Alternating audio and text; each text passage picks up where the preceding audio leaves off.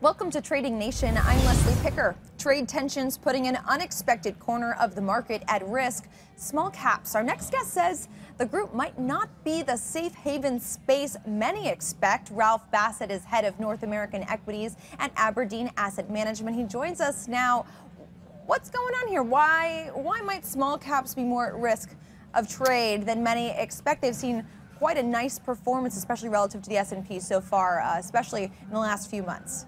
Yeah, so I think a lot of the outperformance we saw is a couple things. One, we saw a rotation out of emerging markets really over the past several months, and a lot of that we think has propelled small cap stocks as investors look at, where are safe havens within equity markets. So if you look at the headline arguments, which are smaller caps are more domestically focused, I think that is fairly straightforward. But what we look at is really the impact to profitability. So EBITDA margins are lower for smaller companies, and when you do the math in terms of the impacts that inflation potentially has on corporate profit margins, they just can't absorb it as easily. I think a lot of people look at large caps as being particularly susceptible because of their international sales. Is small cap more of a supply chain issue for these types of companies, and what would you recommend investors look for as they try and figure out where there's opportunity amid the trade war and where there's potential risks and red flags that may not readily be available? I think, within small cap, honestly, the market has digested the news fairly well. Smaller companies, if you're comparing them to their larger counterparts, have narrower supply chains, so the impacts can be more difficult to navigate if you're thinking about shifting around production, sourcing differently. A lot of larger companies can just have the resources, but also a number of locations to move more easily to navigate what are uncertain waters on the trade and tariff front. I think what we've seen, however, has been a bifurcation in valuations across the market. So a lot of these issues on the trade front, I think, have really driven and continue to propel momentum stocks to outperform, and that's really what's been driving the market, as performance has been fairly narrow for the past several months. How do you find the winners here? How do you do your vetting and your analysis to determine, within small caps, which ones will be poised to profit?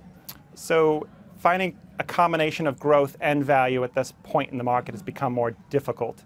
I think because we're fairly bottom up, we look at it stock by stock, but to give you some stats, roughly 35% of the market cap now within the Russell 2000 growth is companies that have negative earnings. So the market is really being driven to our, or from our view, in terms of stocks that are propelled by momentum and growth. So for us, we certainly have several of them that fit into that camp, but we're more focused on finding that balance where there is downside protection if markets do encounter a more difficult period over the next several years, but really also, given our focus on valuation, can lend downside protection from that angle. Okay.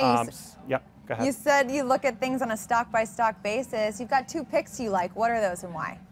So G3 is an interesting case study. If you were to rewind 12 months ago, this was an unloved company by the market. One, because it was in retail, which was out of favor, but two, they were doing a fairly sizable acquisition. We were fairly contrarian in adding to our position in G3, and what's really happened, I would say, over the last 3 quarters is that they've shown execution and really are showing improving and accelerating trends in their wholesale business, which sells Calvin Klein and Tommy Hilfiger to many markets around the world. All right, Ralph, thank you for joining us today, and thank you for watching Trading Nation. I'm Leslie Picker. We'll see you next time. Hey traders, did you like that video? There's more where that came from. Scroll down and click on the links to the right of your screen. We publish new videos and commentaries from our experts every day. And don't forget to follow us on Twitter @Trading Nation.